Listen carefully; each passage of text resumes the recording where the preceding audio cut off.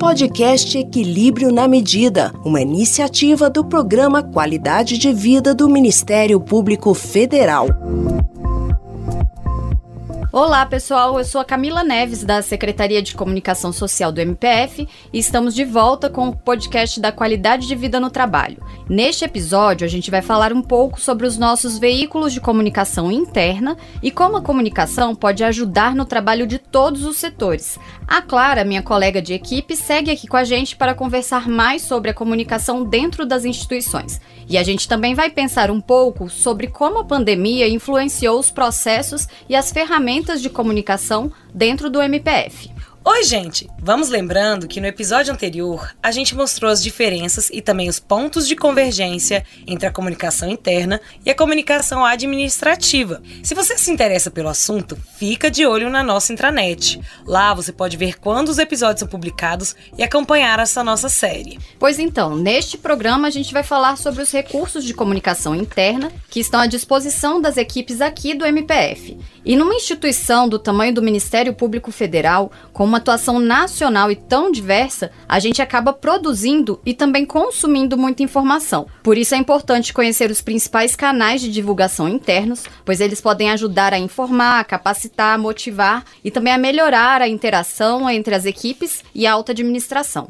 E é importante a gente entender o papel decisivo de uma comunicação bem feita, que mantém um público bem informado. A Carolina Tomás e o João Bosco Medeiros, autores que tratam da comunicação nas organizações, explicam que os colaboradores precisam conhecer a organização em que trabalham. É essencial que esse público saiba a visão, a missão, os valores e a estratégia. Sem esse conhecimento básico, fica difícil estabelecer metas para serem alcançadas nas organizações. Pois é, e esses autores adotam o termo colaboradores porque seus textos se voltam principalmente para a realidade de empresas. E a palavra colaborador daria mais uma ideia de participação.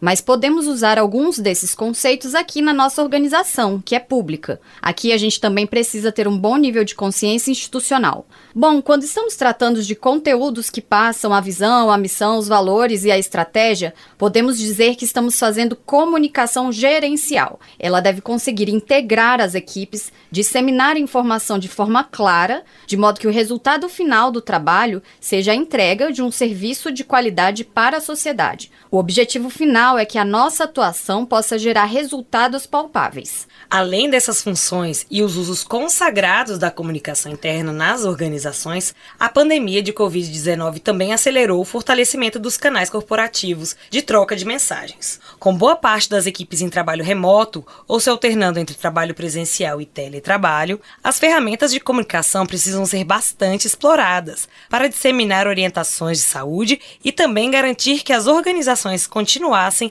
a prestar os seus serviços.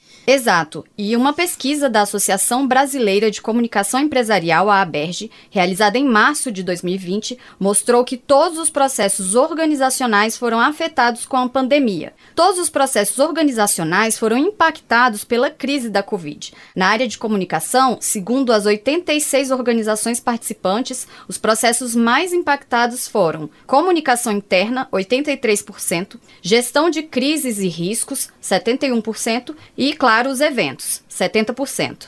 E na comunicação interna aqui do MPF não foi diferente. Houve um aumento significativo de uso de ferramentas digitais, como o Zoom e o WhatsApp MPF. O e-mail, que já é um veículo preferencial dos servidores e membros, se manteve forte. Aqui no Ministério Público Federal, também devemos considerar que as equipes dos setores não são apenas o público-alvo das mensagens. Elas também podem solicitar conteúdos de interesse de todos, servidores, estagiários, procuradores ou terceirizados. Isso acontece, por exemplo, quando a área de tecnologia quer informar sobre a criação de um novo sistema ou quer alertar para alguma manutenção. Ou quando a área jurídica, por exemplo, traça diretrizes para os trabalhos nos gabinetes. Por isso é importante entender como funcionam os nossos veículos internos, as possibilidades de segmentação de público e os melhores recursos para a disseminação de cada mensagem.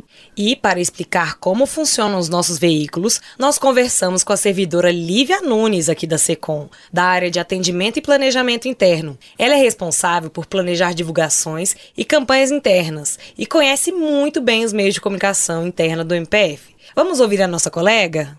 Então, claro, o MPF conta com diversos canais de comunicação interna. Em âmbito nacional, eu destacaria a intranet, o Zoom e o e-mail. E a gente ainda conta com outra ferramenta de apoio, que é o WhatsApp MPF. Durante a pandemia, a gente teve um grande desafio, que foi se comunicar com todos os integrantes do MPF, que estavam em casa e num cenário desafiador. Por isso, a gente reforçou diariamente a importância, a necessidade de usar as ferramentas oficiais e de estar disponível no horário de trabalho nas plataformas virtuais. Também é importante reforçar, lembrar do papel dos gestores de equipes como multiplicadores das informações institucionais. Na nossa experiência diária, é muito perceptível o êxito da comunicação quando ela é reforçada ou ela é replicada pelas chefias e também pelos colegas de trabalho. E a Lívia também falou sobre a diferença entre os canais, para que a mensagem possa ser veiculada da forma mais eficiente.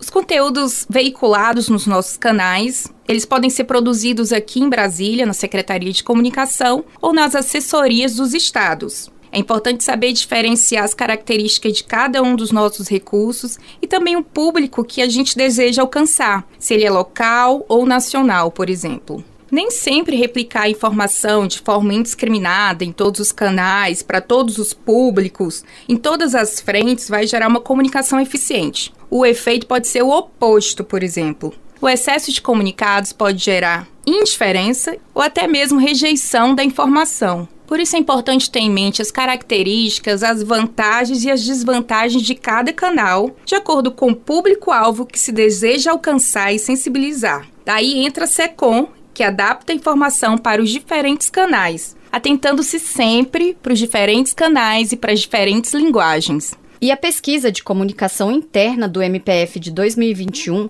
constatou que, entre todos os canais, o e-mail ainda é o recurso de comunicação mais utilizado. Além disso, a pesquisa feita com as lideranças da casa, em 2022, revelou que mais de 60% das chefias preferem usar o e-mail para comunicações institucionais. No segundo lugar ficou o Zoom. A gente também conversou com a Lívia sobre as possibilidades e usos dos outros canais, que podem ser explorados também.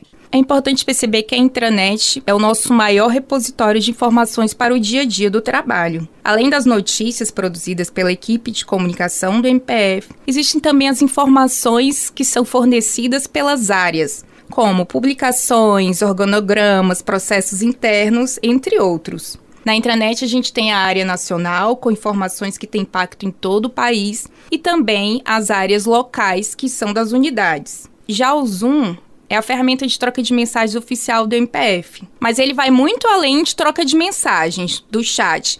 Com o Zoom é possível ainda fazer videochamada, videoconferência e chamada telefônica. Outra novidade é a integração da plataforma com o e-mail e com o calendário institucionais. Ainda na ferramenta Zoom, a comunicação tem utilizado a função do comunicados, que é aquele símbolo de megafone sempre em destaque no aplicativo. Por lá, a gente envia mensagens urgentes ou de grande impacto para todo o público interno.